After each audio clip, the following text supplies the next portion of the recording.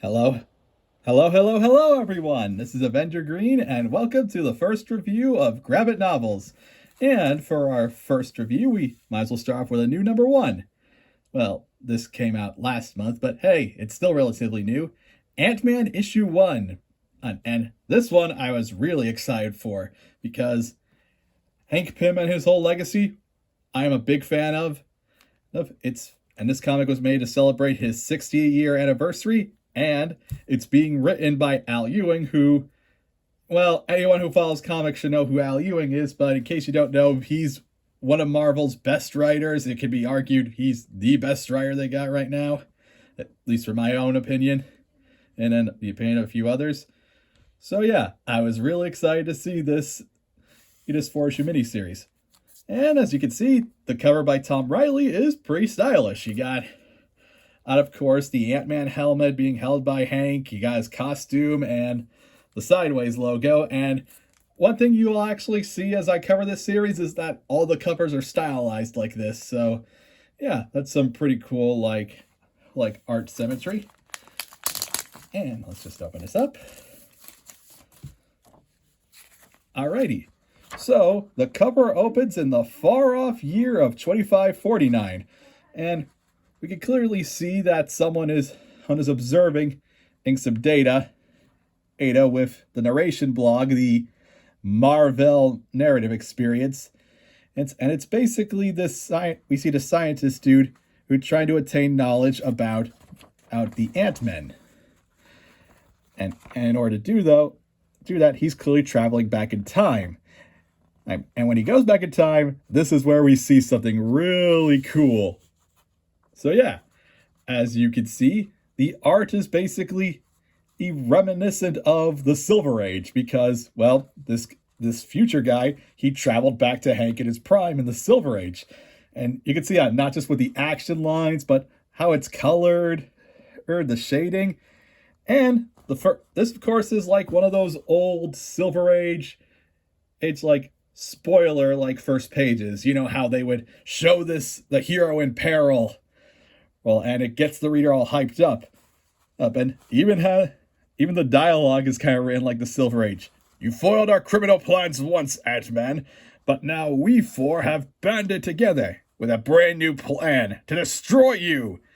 And of course, we got Hank thinking that without his helmet he can't change size or signal Janet and the ants for help. And we even got narration that seems like it was written by Stan Lee himself.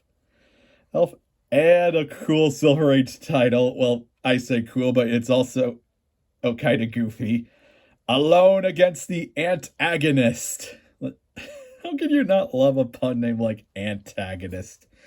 And of course, the writing's by Al Ewing, the art is by Tom Reilly, and the colors are from Jordi Belair. And I must say, hey, Mr. Belair, awesome job. You do a really good job aping the Silver Age.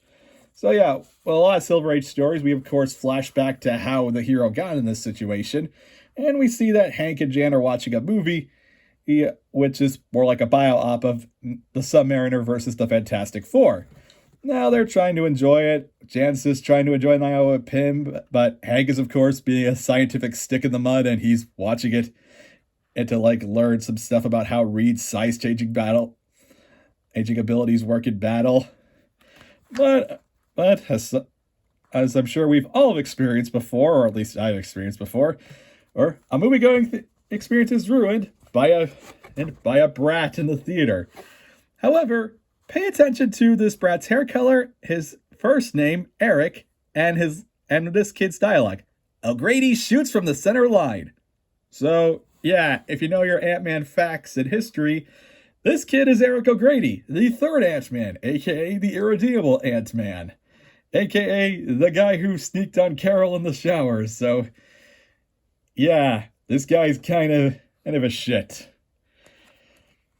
He keeps throwing popcorn at Hank and then leaves to go buy some more. And Hank decides to pull a bit of a prank on the kid. We see Eric's always been a womanizer. One extra large with extra butter. And your phone number, doll. So yeah, Hank basically summons a bunch of ants to ruin his day and to get back at the kid. And yeah, even Hank admits that, it's not the most altruistic way he can use his powers, but hey, he's earned a little fun. So yeah, Eric goes away. Hey, and we see a shadowy figure signaling in others for their revenge. And the ants go a bit crazy, and Hank, of course, grows back to size in order to stop them. However, we see the scientist guy from the future, and he actually addresses Hank as Dr. Henry Pym, which, of course, is a big deal because this is back when Hank kept his identity secret. We see he has the power to and bathes the ants in a weird light. He says that you're confused, I know, but perhaps that's for the best. Just know that you've done humanity a great service, Doctor. The man leaves, Hank follows, but then he's sprayed by window cleaning fluid. That paralyzes him.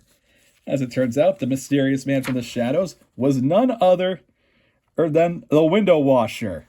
A guy, one of Hank's earliest opponents, who, and I quote, he's the phony window washer who kidnapped scientists for an alien overlord by paralyzing them with an alien chemical. You gotta love the Silver Age and its ludicrous plots with aliens. So yeah, this guy, I was apparently sent to an interdimensional jail, but the aliens didn't really know anything about human nature, so they thought he was reformed. And yeah, a cab pulls up, and the window washer takes the frozen Ant-Man inside the cab alongside two other guys. Trago, the man with the magic trumpet, and Elias Wems, the Time Master.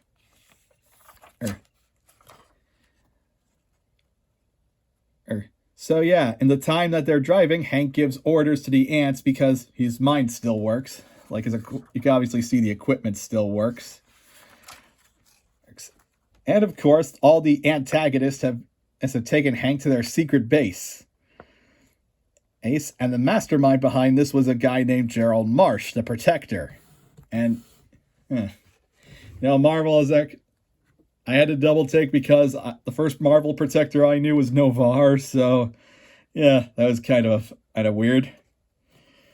But yeah, this guy, I had a powered suit, and he was basically running a protection racket that Hank exposed. Trago tried to steal money from the city by hypnotizing them. And of course, the Time Master had an aging ray. And yeah, as you can see from the editorial's note, these are all real antagonists that Hank fought back in the Silver Age, which, okay, I consider myself a big Hank Pym fan, but even I admit that I had no idea who these guys were. That's one of the main reasons why I love Al Ewing, because it's a common joke that the dude is a living Marvel encyclopedia. Like, he could pull out random factoids and characters that even someone like me doesn't know. So yeah, the antagonists start torturing Hank using Trago's magic trumpet. So Hank can only hope that the ants received his signal in time. In the time before they took off his helmet. We cut back to the movie theater, and we see that Jan is, of course, waiting for Hank, wondering what's taking so long. However, it turns out the ants were successful and sent a message. And we even see Hank's ant steed, he'd come in to basically lead Jan to where they are.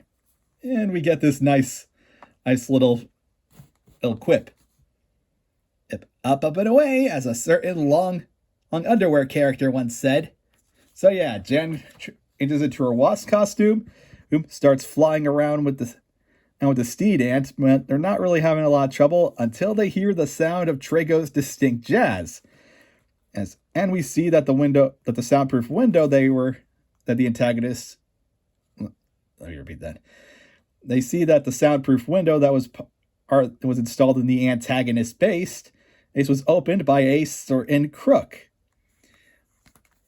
And as we see by his thought balloons, that tears in Mr. Scott Lang. It's time to move back to Florida. So yeah, we not only got a cameo from Eric O'Grady, the third Ant-Man, but a cameo from Scott Lang, the second Ant-Man. That's a bit of fun.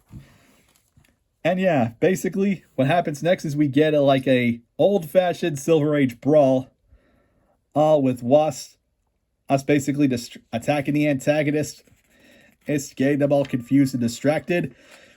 The Time Master tries to age Hank to death, but Hank is not a brilliant scientist for nothing, because he actually calculated to move his hand in the right position, and so that when the aging ray made him old and thin, he was able to slip through. And even as an old man, Hank could still throw a solid punch. Naturally, the aging ray is reversible. Well, the Protector tries to escape, but Ant-Man is quick to catch him and sock him in the jaw.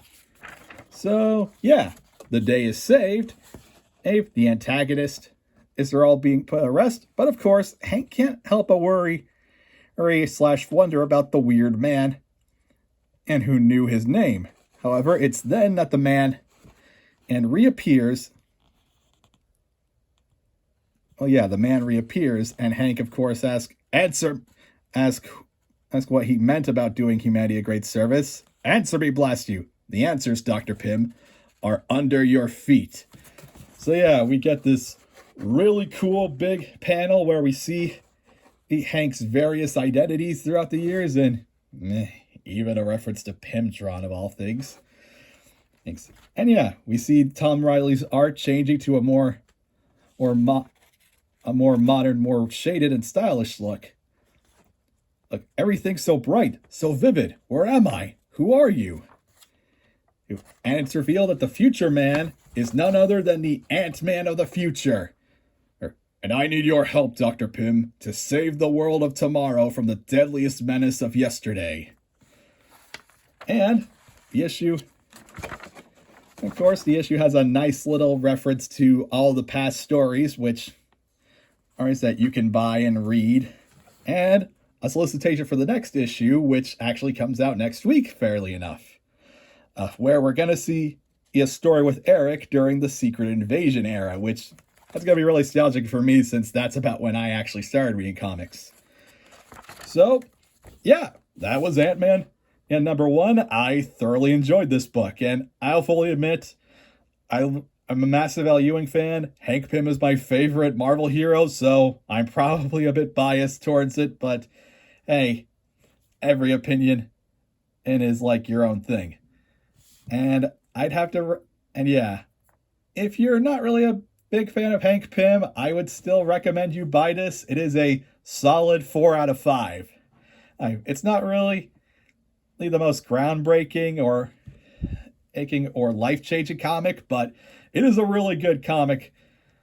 Then definitely really worth your while if you're a fan of Silver Agey stuff, if you're lesser-known Marvel heroes, if you're just a fan of Al Ewing's writing or Tom Reilly's art. So yeah, definitely grab this when you can, especially because issue 2 is coming out next week. So, that's the review. Have a great day.